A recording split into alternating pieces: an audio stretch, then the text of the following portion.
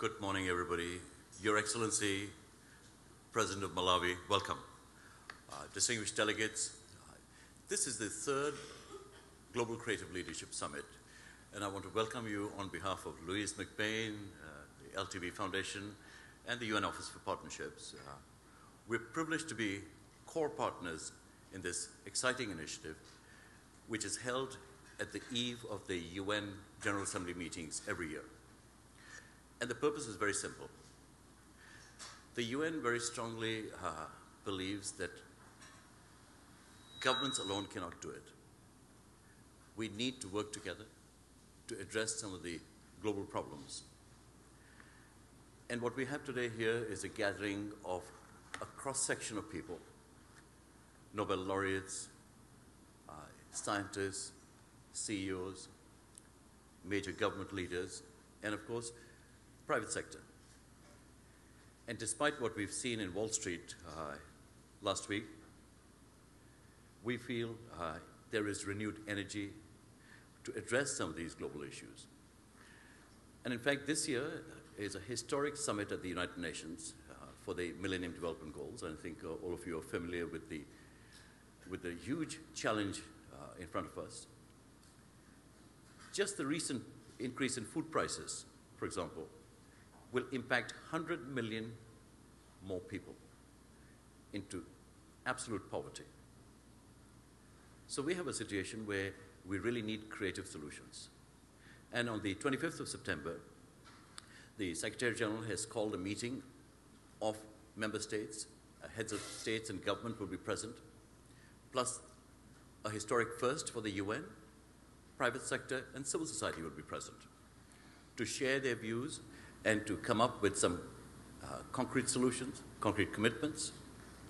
And I just want to mention to you that while some of these social issues remain the responsibility of government, and about 25 years ago, governments agreed on a target of ODA, Overseas Development Assistance, of 0.7% of GDP, gross domestic product.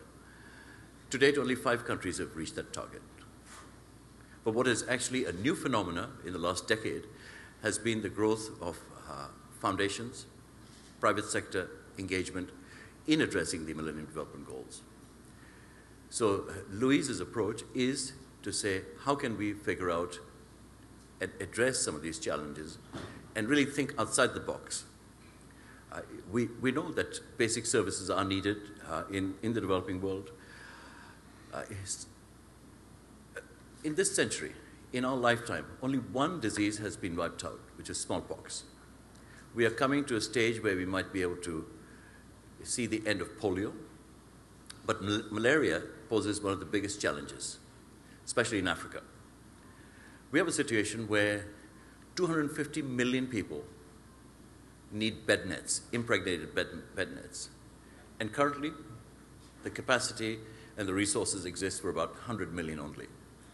So we have a challenge in front of us, and a number of people have stepped forward, not just in malaria, but in HIV/AIDS, typhoid, paratyphoid, etc., diseases of the poor, but also in the education sector. And reaching out to people across cultures, across divides. So what can we do? We can do a lot of things. We can be advocates for the cause. We can reach out to people across divides, across cultures, across disciplines, to say working together is indeed a better solution for us. And I have to say that Louise's creative thinking has led to this dialogue, and we hope that at the end of the process, a number of concrete initiatives will come out, which will help shape and sharpen the UN's agenda as well.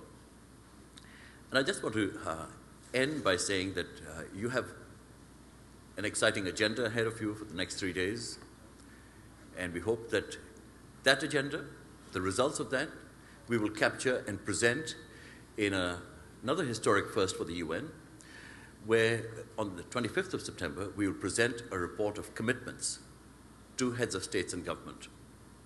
That has never been done before, and it'll capture ideas and creativity, what comes out from here, And during this, what I call the MDG week, which starts today, essentially, about 80 plus events are taking place surrounding the UN's agenda. Tomorrow is a major event at the United Nations focused on Africa's development needs. And then 25th, we take stock of all the MDGs, including what we are doing for Africa.